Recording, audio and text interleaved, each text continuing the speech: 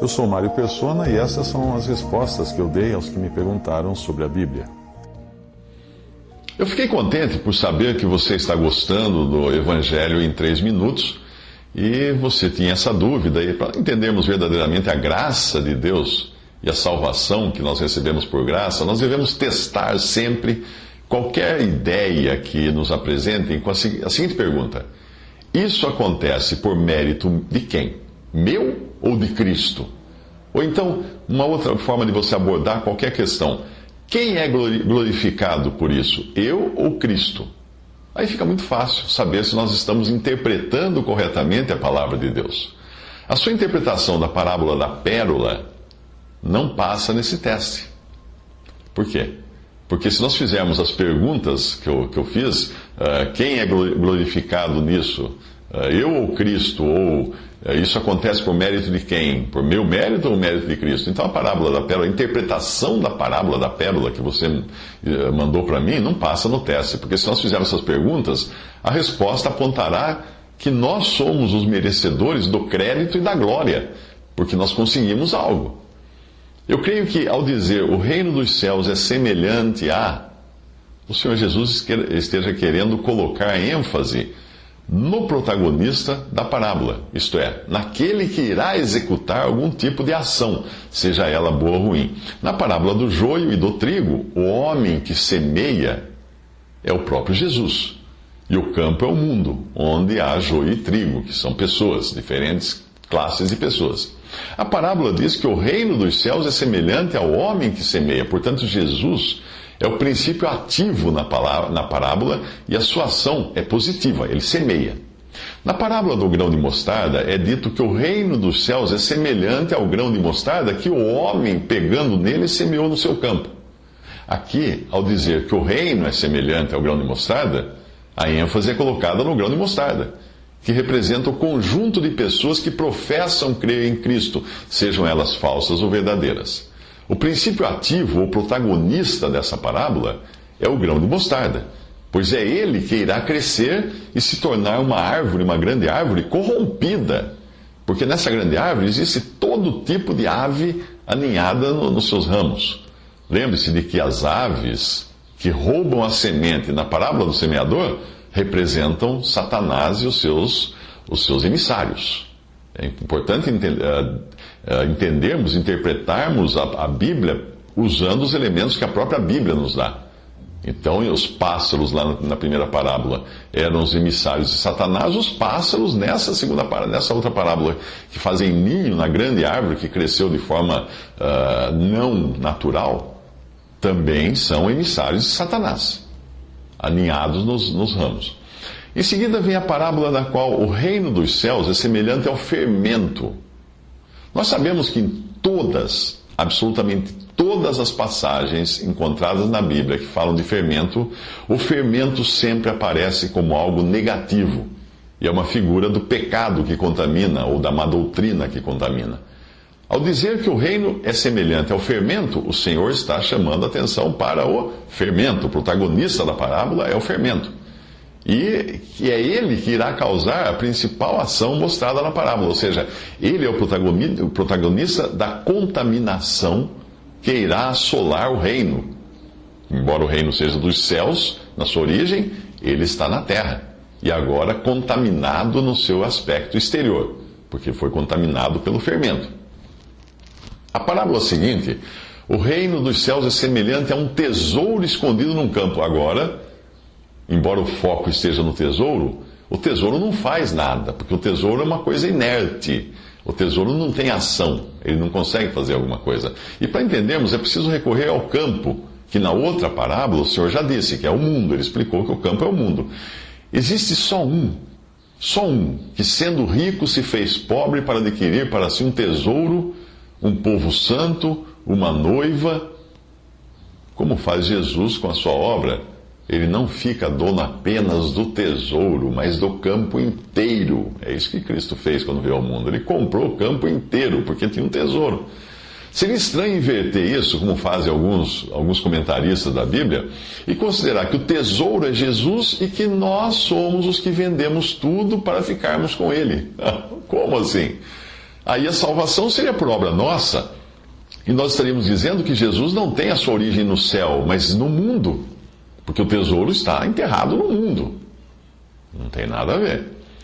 Na parábola seguinte, o reino dos céus é semelhante ao homem, e agora o foco é colocado nesse homem que encontra uma pérola, vende tudo que tem para comprar essa pérola.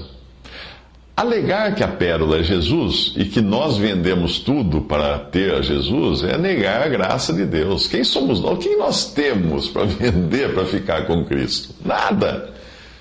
Nós nada tínhamos para dar a Deus em troca de Cristo. Segundo, se assim fosse, se nós tivéssemos vendido tudo para ficar com a pérola, a glória seria nossa de termos adquirido Cristo. Mas o inverso, sim, esse faz sentido, faz todo sentido.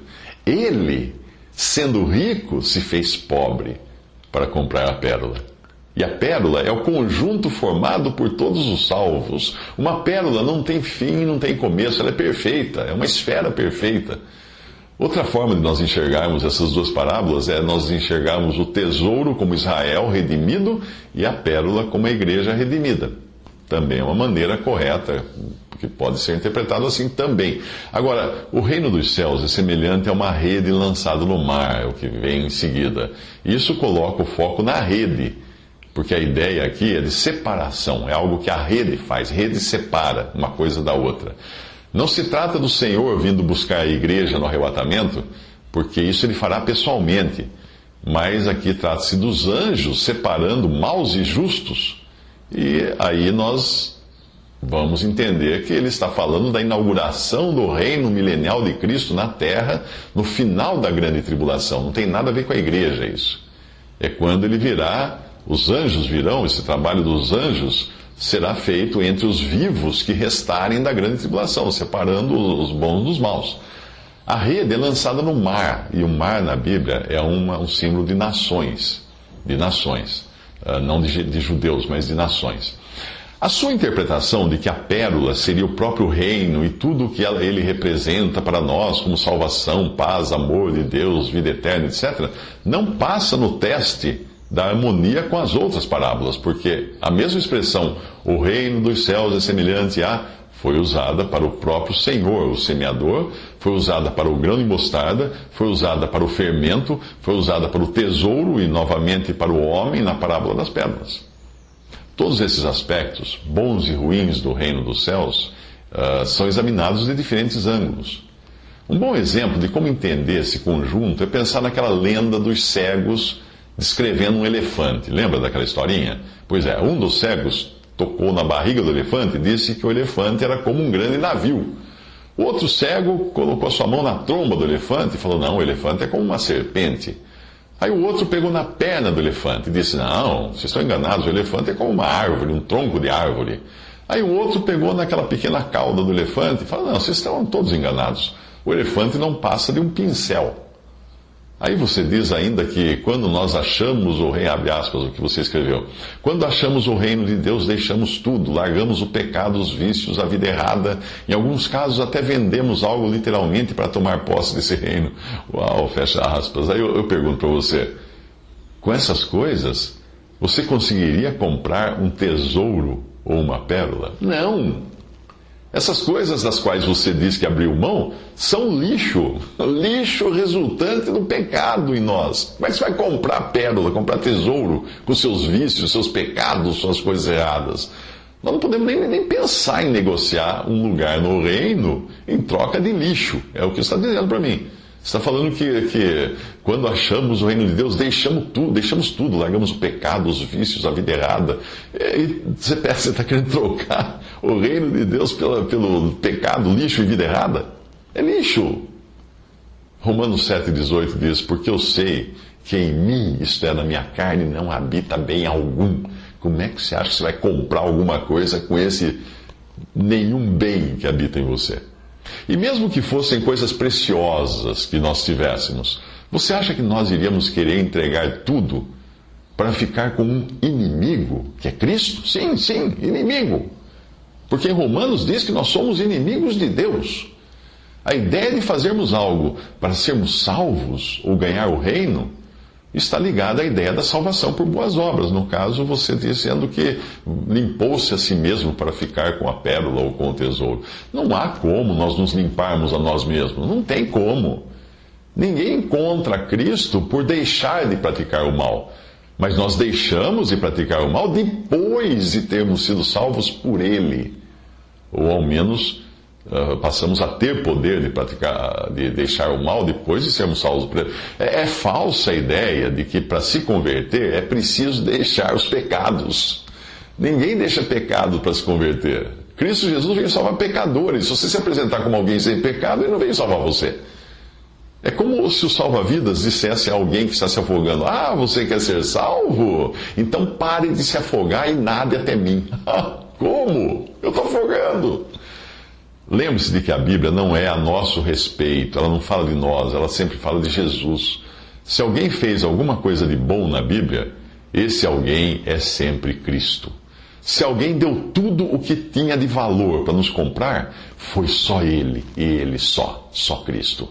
E é por isso que no céu os redimidos não cantam em louvor de si mesmos, por supostamente terem deixado isso ou aquilo para ficar com Cristo. Eles cantam em louvor do Cordeiro, que deu sua vida para comprar para si povos de todas as tribos, raças e nações. A ideia de inverter as coisas parece bastante altruísta e romântica, né? Que você abre mão de tudo para ficar com Cristo, mas acaba levando você para o terreno, para a salvação por lei, e dando ao homem algum crédito pela salvação, o que é contrário, totalmente contrário ao ensino do Evangelho. E Evangelho significa boas novas, boa notícia. Que boa notícia é essa? Que você vai ter que abrir mão de tudo para ganhar a salvação. Isso não é boa notícia, isso é péssima notícia para o homem carnal. Você citou o jovem rico, mas ali o Senhor disse aquilo ao jovem rico, porque aquele era o problema do jovem rico, o seu coração que estava na riqueza. Alguns têm o coração na justiça própria, como era o caso de Paulo. E o Senhor precisou dizer a ele para considerar toda a sua bagagem religiosa, cultural e intelectual como esterco, Por acaso você vendeu tudo o que tens e deu dinheiro aos pobres para seguir a Jesus? Ele pediu isso de você? Se Jesus é o tesouro escondido, por que você compraria o campo inteiro, que é o mundo, para ter o tesouro só? O negociante buscava pela pérola. Acaso você alguma vez buscou a Cristo, sabendo que não há quem busque a Deus? E será que você vendeu tudo para ter a Cristo? Como você pode ver, essa interpretação fica devendo muitas respostas. Por que você não acata simplesmente que o único que realmente vendeu tudo para comprar com seu sangue precioso a pérola foi Jesus? Por que não reconhecer que, embora fôssemos inimigos de Deus, Jesus nos buscou insistentemente até nos encontrar, tal qual o homem que buscava a sua pérola com insistência? Afinal, só existe um que tem agora direito sobre o mundo, que é o campo, e sobre o tesouro que estava enterrado ali no mundo, graças ao preço pago na cruz.